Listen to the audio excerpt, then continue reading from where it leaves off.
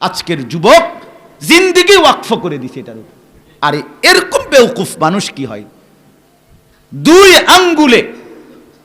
আঙ্গুলে টিপ্পা এইভাবে অনবরত দিবা নিশি যদি রাত দিন মোবাইলে উলঙ্গ ছবি দেখো, মিয়া অশ্লীল নাচ গান দেখো, নারীর ছবি দেখো। আরে বন্ধু, আমি বললাম এইভাবে দুই আঙ্গুলে অজস্র টাকা খরচ হচ্ছে, এমবি যাইতেছে, টাকা যাইতেছে, এইভাবে 7 রাজার ধনও একদিন ফুরায়া যাবে। একদিন 7 রাজার ধনও ফুরায়া যাবে। বিখ্যাত থালা, তোমরা যেই সমস্ত ছেলে দিবা নিশি পাঞ্জাবিওয়ালা হোক আর পাঞ্জাবি ছাড়া হোক, টুফিওয়ালা হোক আর টুফি চলা ছাড়া হোক, যারা মোবাইলের নেশা ছাড়তে পারেন না, আমনে মনে রাখেন আমার নাম আনিসুর রহমান, আমি বললাম বিখ্যাত থালা আমনের হাতে উঠবে, মনে রাখেন। আপনারা বাপ দাদা 14 গোষ্ঠী আমনের নবাব সিরাজউদ্দৌলার বংশধর। হ্যাঁ, আপনি জমিদারি পাইছেন, আপনি অভাব দেখবেন, অভাব দারিদ্রতা দেখবেন, আপনি দুর্ভিক্ষ দেখবেন, কষ্ট পাইবা বাপ। আমি বললাম এত গাফেল জাতি দাঁড়াইতে পারে না, এত অপদার্থ জাতি দাঁড়ায় না, এত অকর্মণ্য জাতি দাঁড়াইতে পারে না, দাঁড়াইতে পারে না। ইসরায়েলের ইহুদিরা 24 ঘন্টা, ইহুদিরা এই পৃথিবীতে একমাত্র জাতি ইহুদি, এই বেঈমানরা 24 ঘন্টা পরিশ্রম করে,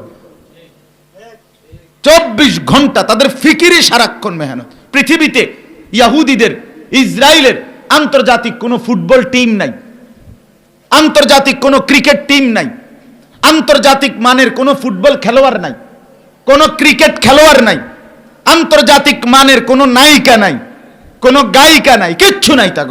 তাগো জিন্দেগি যুদ্ধ, জীবনী পরিশ্রম, সারাক্ষণ মেহনত করে তাদের লাইনে, সারাক্ষণ। প্রতিটা পুরুষ তাদের সামরিক যোদ্ধা, প্রত্যেকটা নারী সামরিক যোদ্ধা, বাধ্যতামূলক। আর আমার সন্তান তাগড়া যুবক, 16 বছর, 18 বছর, 20 বছর, আহা, জিন্দেগি গড়ার টাইম, জীবন সাজাবার সময়, শরীর, চোখ, চেহারা, নাক, কান, হাত, পাও 40-এর আগে আল্লাহর দয়ায় পুরা বডি সুস্থ থাকে। আরে বন্ধু, 40 যেদিন পূর্ণ হবে সেদিনের পর থেকে 41 বছর শুরু হলেই দেখবা কোনো না কোনো রোগ ব্যাধি, অসুস্থতা, দুর্বলতা আস্তে বাসা বাঁধছে, শুরু হয়ে যাবে দুর্বলতা। আমি প্রথম যেদিন আমার কোমরের ব্যথা, এই পিছনে মেরুদণ্ডের হাড়ের নিচে ব্যথা করে প্রচন্ড, প্রথম যেদিন আমি ডাক্তার দেখাইছি, আমারে ডাক্তার সাহেব জিজ্ঞাসা করছে বয়স কত।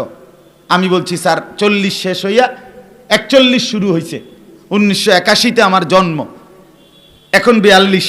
তো ওনা আমার ডাইরেক্ট এই প্রথম কথাটা কুমিল্লা মুন হসপিটালের একজন ডাক্তার সাহেব চমৎকার কথা আমারে বলছে, হুজুর এখন থেকে বাকি হায়াত রোগ শোক ব্যারাম বিভিন্ন রকমের ব্যাধি নিয়েই বাঁচতে হবে বাকিটা হায়াত, এটার জন্য এখন থেকেই প্রস্তুতি নেন। ঠিকই এই শুরু হলো কোমর ব্যথা, 1 বছরের মাথায় শুরু হলো যে ছোট্ট লেখা দেখি না, চশমা পরেন। এরপরে আপনার গলায় 2 বার অপারেশন করছি, 2 বার ইন্ডিয়া গিয়া। এরপরে প্রচন্ড গরমের মধ্যেও যদি একটু ঠান্ডা পানি খাই গলা আটকায় যায়, কত কিছু যে খাইতে পারি না এই গলার ঠান্ডার ভয়ে। তাইলে এটা তো গত 40 বছর আগে 13 পাই নাই। আস্তা আপনার ফ্রিজের থেকে বোতল 1 লিটার 1/2 লিটার নামাই এমনি খাইতাম ওয়াজের পরে। সেদিন কই গেল? আমার জিন্দেগি তো আমি সাক্ষী। আরে বন্ধু, আমার হায়াত তো আমি সাক্ষী। আমি তো 80 বছরের বুড়া না, আমি তো, আমার জিন্দেগি তো আমার মনে আছে। এই জন্য আজকে আমাদের সন্তানদেরকে সবচেয়ে দুর্ভাগ্য, এটা বদনসিব আমরা ব্যর্থ হয়ে গেলাম। আমাদের বাবারা হাল ছেড়ে দিছে, আমাদের বাপ চাচা মুরব্বীরা রং দেখতেছে তামাশা, চোখে দেখে ওনার ঘরে ছেলেটা খোদার 365 দিনে, আহা, একটা বছর 365 দিনে, খোদার একটি বছরে এই বেড়া বাপ বাইচা আছে, মা বাইচা আছে, অথচ তার ঘরে তার 16 বছরের 18 বছরের ছেলে মেয়ে আজকে একটা বছর কোনোদিন ফজরের নামাজ পড়লো না। এই ঘরে এই জানোয়ার কেমনে ঘুমায়, এই মা বাপ কেমনে ঘুমায় আমি বুঝি না, আমি বুঝি। এই বাপ, আপনাদের যাদের ছেলে নামাজ পড়ে না, ফজরের নামাজ 365 দিনে কোনোদিন, এই জানোয়ার আমনের ঘরে কেমনে ঘুমায়? আমনে মুসলমান না? আমনে মরতেন না? আমনে কবরে যাইতেন না? আপনারে কিচ্ছু জিগাইতো না?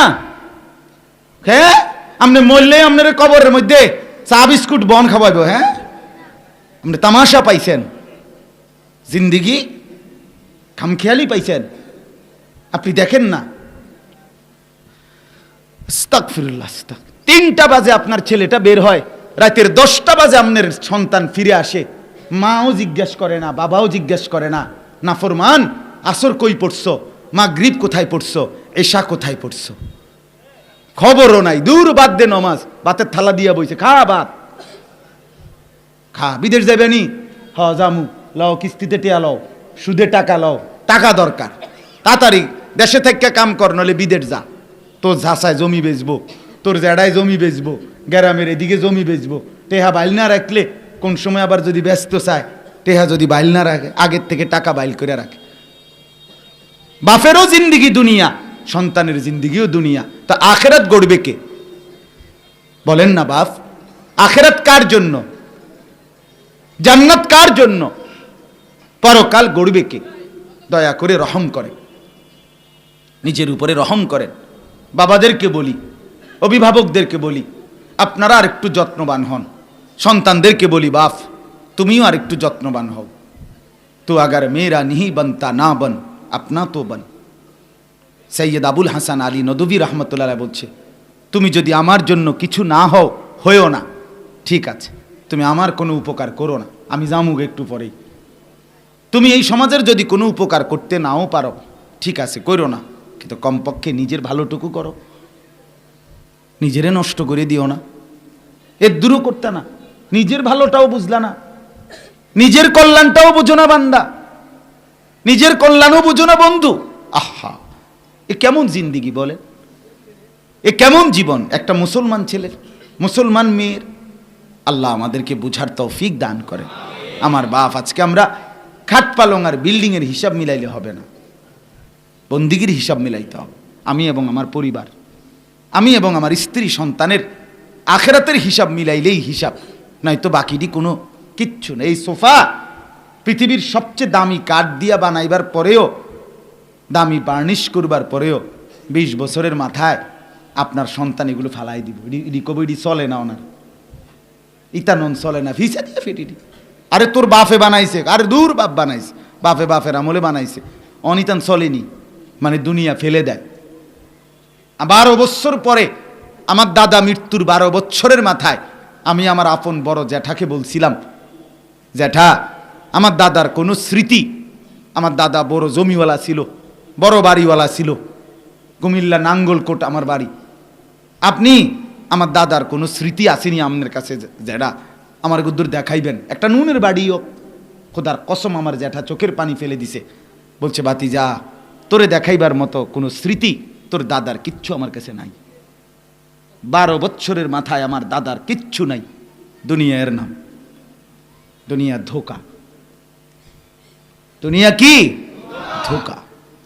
আল মাল ওয়াল বানুন জিনাতুল হায়াতিদ দুনিয়া ওয়াল বাকিয়াতুস সালিহাত।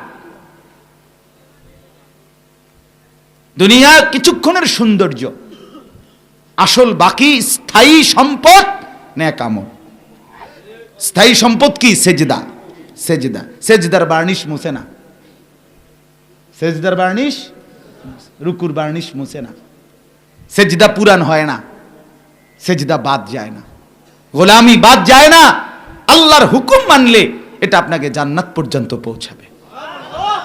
তো বলতেছিলাম, সেই 1948 সালে মুসলমান ফিলিস্তিনের মধ্যে আজকে 75 বছর নির্যাতিত।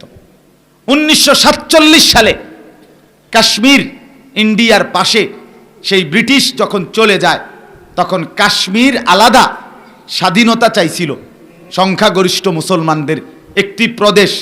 একদিকে হিন্দুস্তান ভারত, আরেকদিকে পাকিস্তান, আরেকদিকে কাশ্মীর আলাদা চাইছিল, কিন্তু ব্রিটিশ এটার সমাধান দিয়ে যায় নাই। তখন তখন সমাধান হয় নাই। এই অবস্থায় ব্রিটিশ চলে গেছে। আজকে ৭৬ বছর এক টানা এখনো পর্যন্ত কাশ্মীর মুসলমান স্বাধীন হয় নাই, বরং ৭৬ বছর ধরে লাগাতার ইন্ডিয়ার হাতে কাশ্মীরের মুসলমান রক্ত দিচ্ছে, শহীদ হইতেছে, শাহাদাতের খুন পান করছে, মজলুম। 1964 ইংরেজিতে, আমি শুধু উদাহরণ দিলাম 3টা। 1964 ইংরেজিতে সর্বপ্রথম এই বার্মা, আজকে যেটাকে মিয়ানমার বলে, এইখানে সামরিক সরকার মানে আর্মি সরকার ক্ষমতায় আসছে। সেই 64 সাল থেকে আরাকানের মিয়ানমারের রোহিঙ্গা মুসলমান নির্যাতিত হওয়া শুরু হয়েছে, জুলুমের শিকার, হত্যা, খুন, শহীদ হচ্ছে।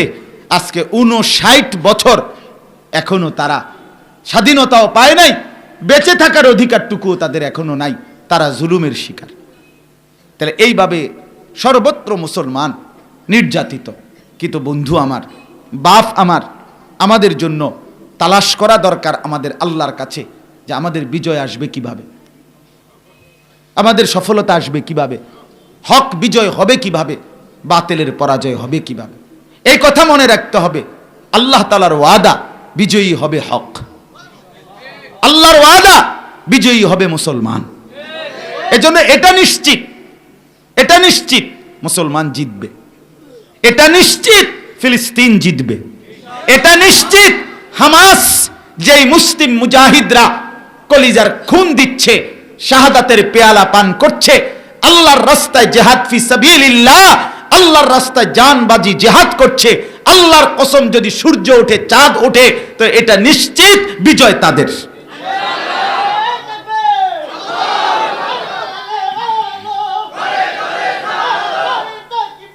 এটা নিশ্চিত, কোনো সন্দেহ নাই, এটা হবে আজ কিংবা কাল।